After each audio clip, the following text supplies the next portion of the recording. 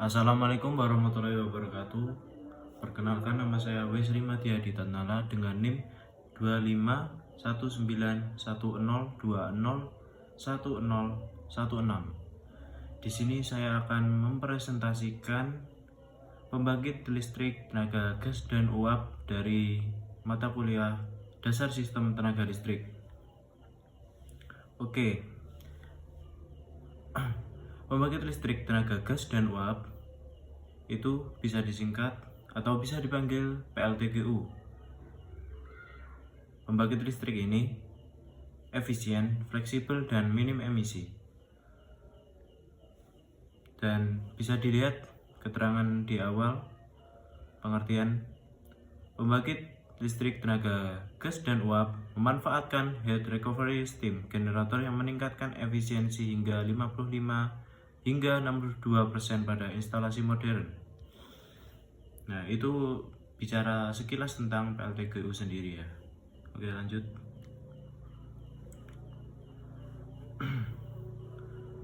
Untuk pengertian pembangkit listrik tenaga gas dan uap atau bisa dipanggil PLTGU, yang bisa dipanggil juga dalam istilah lain dalam bahasa Inggris adalah Combined Cycle Gas Turbine (CCGT).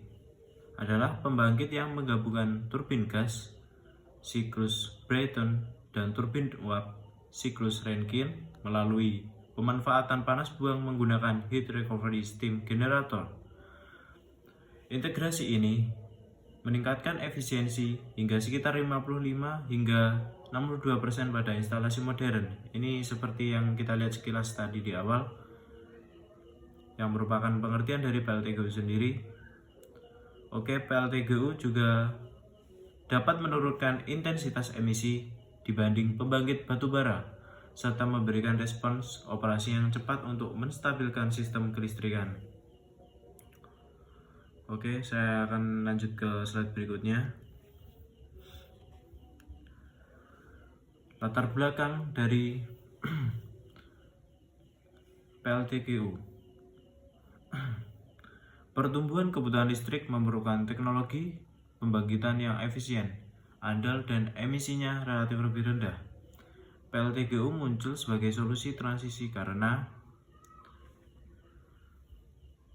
yang pertama, efisiensi tinggi. Melalui pemanfaatan panas buang turbin gas untuk menghasilkan uap yang memutar turbin uap.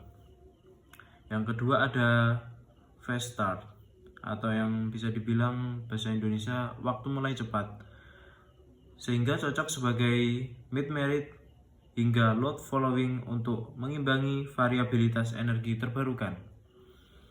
Yang ketiga ada emisi karbon dioksida rendah. Emisi CO2 per kilowatt hour atau kWh lebih rendah dibanding batubara, dan emisi SO2 sulfur dioksida yang jauh lebih kecil saat berbahan bakar gas alam. Untuk yang terakhir adalah kesiapan integrasi dengan teknologi carbon capture dan peluang fuel switching hidrogen campuran dalam jangka panjang. Di Indonesia, PLTGU memainkan peran penting dalam sistem Jawa Bali dan wilayah lain, terutama seperti di Jakarta dan kawasan industri pesisir. Yang bisa kita lihat penerapannya di Indonesia itu ada PLTGU modern seperti yang ada di Tanjung Priok, Tambak Lorok, Jawa Tengah, terus yang di Cilegon, Banten, menunjukkan kalau adopsi teknologi DLN atau Dry Low NOx HRSG bertingkat tekanan sehingga dukungan suplai LNG. Oke, lanjut. Jadi prinsip kerja dan komponen PLTGU itu 1. Turbin gas atau GT gas turbin, kompresor, ruang bakar, DLN atau line premix, dan turbin. menghasilkan listrik langsung dan panas buang. Lalu selanjutnya ada komponen HRSG menangkap energi panas buang GT melalui rangkaian pemanas, penguap evaporator, dan superheater, serta dapat dilengkapi deaerator dan drum. Untuk selanjutnya ada turbin uap, mengonversi energi uap menjadi listrik, dapat bertingkat HP, IP, LP dengan reheat. Oke. Untuk selanjutnya ada kondensor dan sistem pendingin, on-straw, air permukaan, cooling tower atau ACC.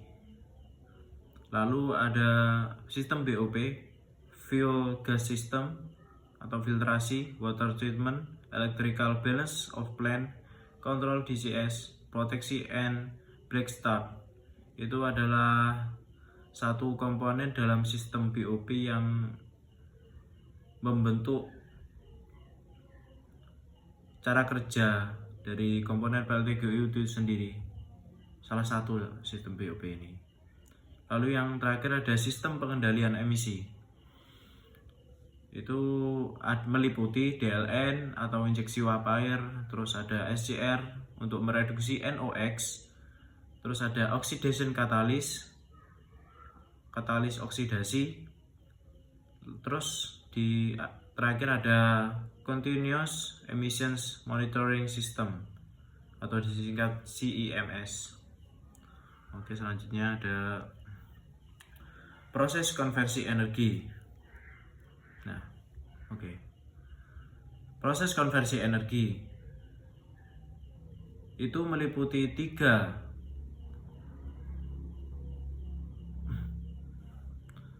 hal penting dalam PLTGU itu sendiri. Yang pertama itu ada siklus Brayton yang kita singgung di awal tadi. Siklus Brayton itu prosesnya seperti apa sih? Oke, siklus Brayton itu prosesnya yang pertama itu ada kompresi. Udara dikompresi di kompresor, meningkatkan tekanan dan temperatur. Lalu ada jalan lagi menuju ke pembakaran.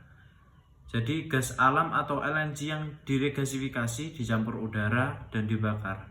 Sering land premix untuk menekan NOx biar nggak banyak emisi NOx ini, supaya nggak mencemari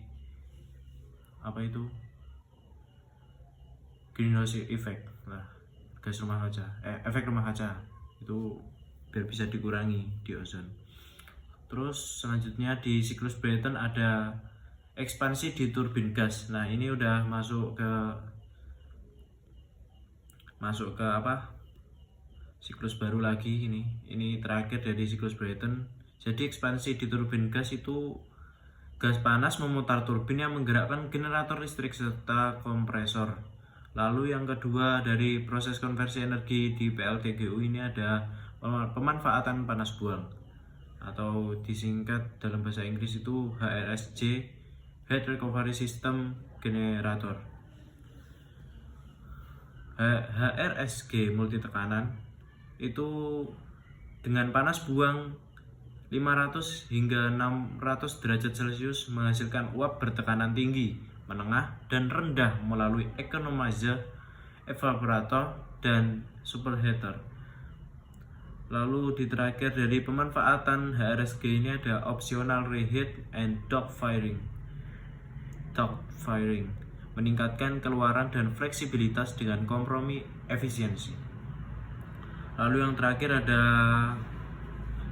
siklus Rankine, turbin uap yang kita juga singgung yang di depan tadi barengan dengan siklus Brayton. Lalu ini ada siklus Rankine yang terakhir. Nah, siklus Rankine itu meliputi apa sih? Nah, dalam perjalanan siklusnya itu yang pertama dari siklus Rankine ada ekspansi uap. Uap super panas memutar turbin uap menghasilkan listrik tambahan. Terus masuk ke kondensasi dan sirkulasi. Jadi uap itu dikondensasikan di kondensor pendingin air atau ACC, kemudian dipompa kembali ke HRSG gitu. Kalau ini ada ringkasan lebih singkat lagi mengenai proses konversi energi. Itu yang pertama adalah bahan bakar itu gas dan uap, jadi terus masuk ke turbin gas siklus Brayton, masuk ke panas buang HRSG ini yang ada di nomor 2, terus masuk ke siklus Rankine turbin uap, lalu ke generator dan akhirnya menghasilkan listrik. Nah, itu perjalanan cukup panjang yang melewati 1, 2, 3, 4, 5, 6, 7 6 hingga 7 lah. Ini panas buang sama HRSG ini dijadikan satu sebenarnya. Oke, gak apa-apa, kita lanjut. Nah, ini adalah siklus konversi energi dalam PLTGU itu sendiri.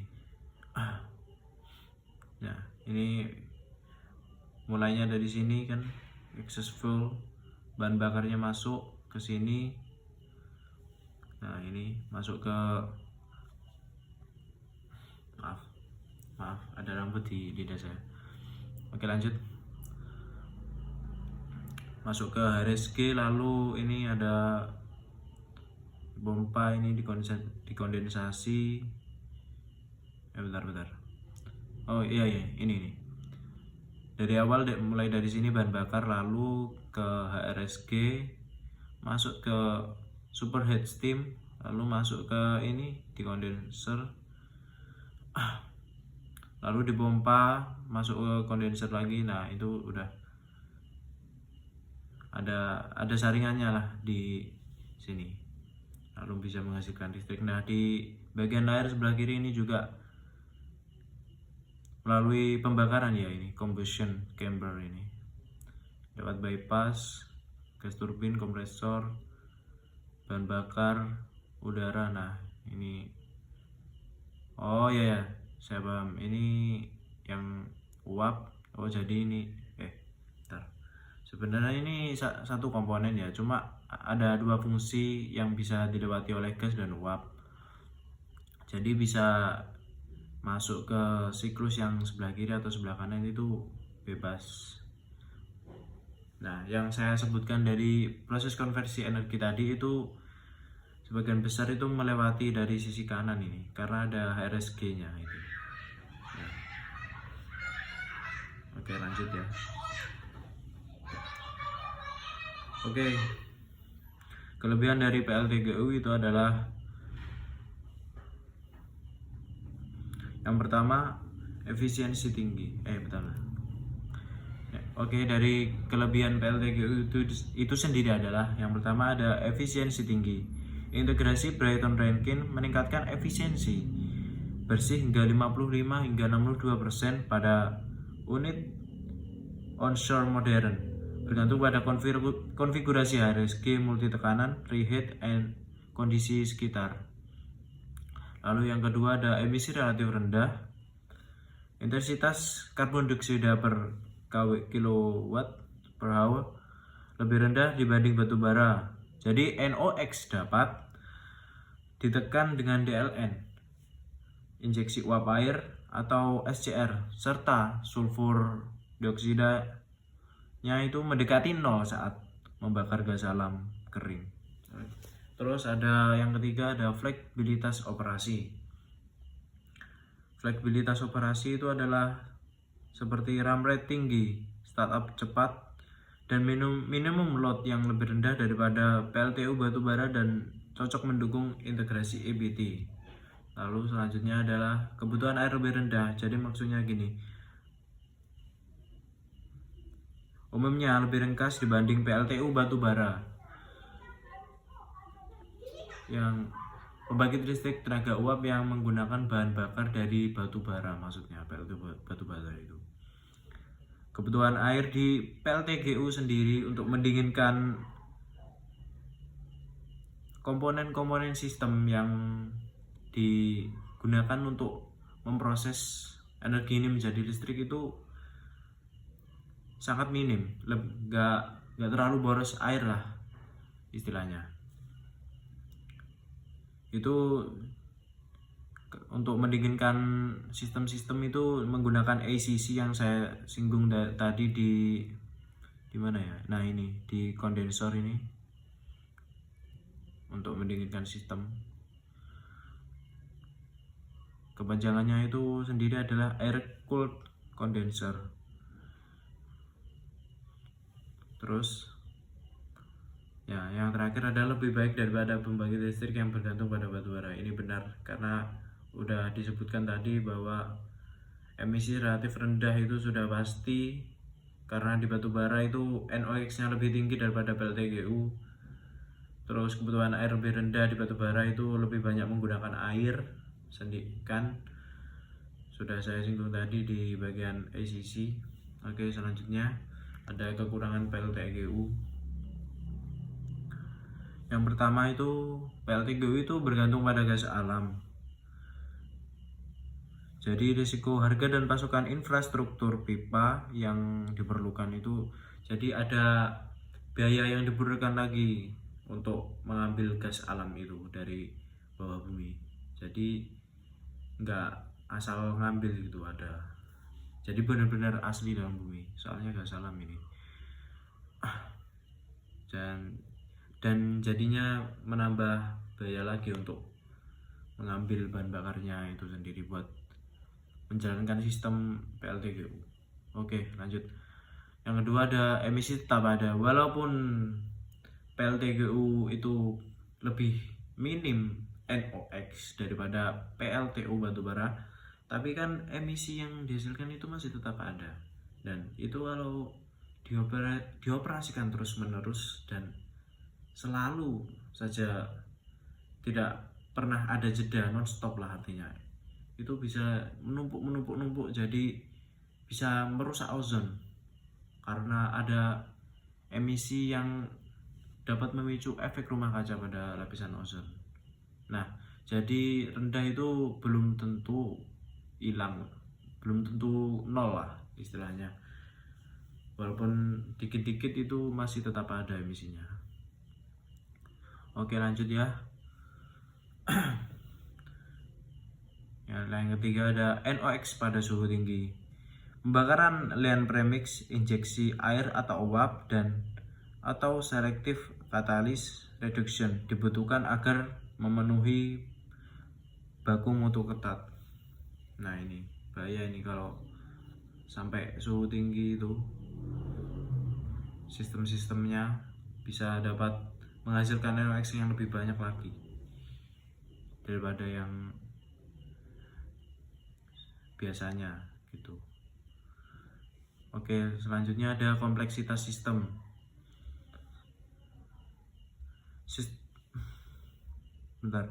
Integrasi dua siklus meningkatkan kompleksitas operasi dan pemeliharaan. Nah, ini kan ada dua siklus ya, Brayton sama Rankine. Jadi sangat kompleks sekali ini untuk sekelas pembangkit listrik aja, ini udah panjang banget melewati proses-prosesnya ini ya. Oke, lanjut. Oke, yang terakhir ada kebutuhan air yang masif untuk pendinginan. Ya, kalau ini ya, kalau apa itu komponen mesin di sistemnya itu benar-benar gak pernah berhenti, non-stop, lanjut terus mengolah terus, gak pernah didinginkan. Misal gak ada jeda sama sekali itu, ya ini parahnya, ini masif banget untuk mendinginkan. Jadi ada sistem kondensor basah memerlukan air. Alternatif ACC meningkatkan capex dan menurunkan efisiensi pada suhu lingkungan tinggi. Jadi gak serta-merta bergantung pada ACC doang, tapi juga ya hal lain untuk mendinginkan atau membasahkan sistem-sistem lain itu nggak bergantung pada ACC, itulah intinya. Dan sistem kondensor pada PLTGU itu lebih sering basah daripada sistem yang lain gitu. Oke, lanjut. Ini ada Dampak PLTGU pada lingkungan. Yang pertama adalah emisi karbon dioksida. PLTGU berbahan bakar gas umumnya menghasilkan karbon dioksida per kilo per kWh lebih rendah dibanding PLTU batubara. Terus, teknologi combined cycle berkontribusi signifikan terhadap pengurangan intensitas emisi sektor kelistrikan dibanding pembangkit fosil konvensional. Terus yang kedua ada NOx, terbentuk pada temperatur nyala tinggi, mekanisme thermal NOx, pengendalian melalui DLN, injeksi air atau uap atau SCR. Target baku mutu tipikal 9 hingga 25 ppm Vd, kondisi referensi 15% oksigen dry untuk unit modern, tergantung regulasi. Terus yang ketiga adalah sulfur dioksida dan partikulat pada gas alam. Kadar sulfur rendah, emisi SO2 dan partikulat sangat kecil, meningkat jika beralih ke liquid fuel backup. Yang terakhir ada air dan thermal. Kebutuhan air untuk pendinginan pada kondensor basah, pelepasan panas ke badan air, thermal discharge perlu dikendalikan. ACC mengurangi konsumsi air tetapi memengaruhi efisiensi pada hari panas. Heat day maksudnya ini hari panas. Terus selanjutnya di nomor 5, dampak PLTGU pada lingkungan adalah kebisingan. Dari turbin HRSG cooling fan dikendalikan penutup akustik dan silencer. Jadi kalau nggak ada ini penutup akustik dan silencer ini, operasi di pabriknya PLTGU itu sangat berisik.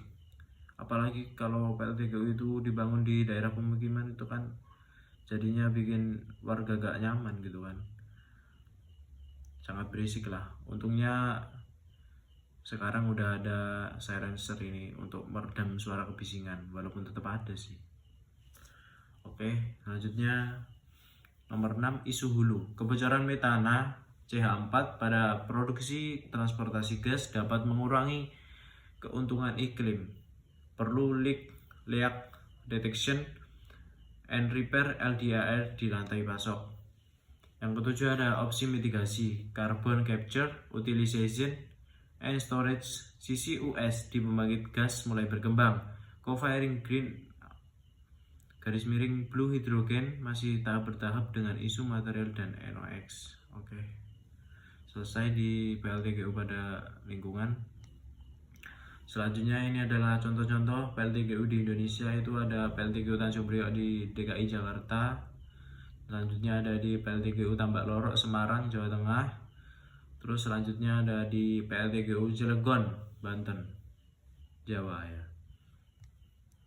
Oke, dari kesimpulan dari PPT ini adalah PLTGU merupakan teknologi pembangkitan yang efisien, fleksibel dan emisi relatif lebih rendah daripada batu bara, sehingga relevan bagi keandalan sistem dan integrasi EBT. Tantangan utama mencakup ketergantungan pasokan gas atau LNG, emisi NOx, dan karbon dioksida yang tetap ada, kebutuhan air, serta kompleksitas sistem dengan pengendalian emisi DLN atau SCR, optimasi pendinginan, serta adopsi CCUS dan inovasi bahan bakar hidrogen. PLTGU dapat menjadi bagian penting dari peta jalan transisi energi terutama pada dekade ini, ketika penetrasi EBT meningkat namun masih memerlukan pembangkit fleksibel gitu teman-teman. Oke, saya akhiri, cukup sekian dan terima kasih kepada semua yang telah menyimak materi yang saya sampaikan ini mengenai PLTGU, pembangkit listrik tenaga gas dan uap kelas dasar sistem tenaga listrik kelas C. Oke, saya akhiri. Saya Wesley Madya Edi Tatnala pamit undur diri. Wassalamualaikum warahmatullahi wabarakatuh.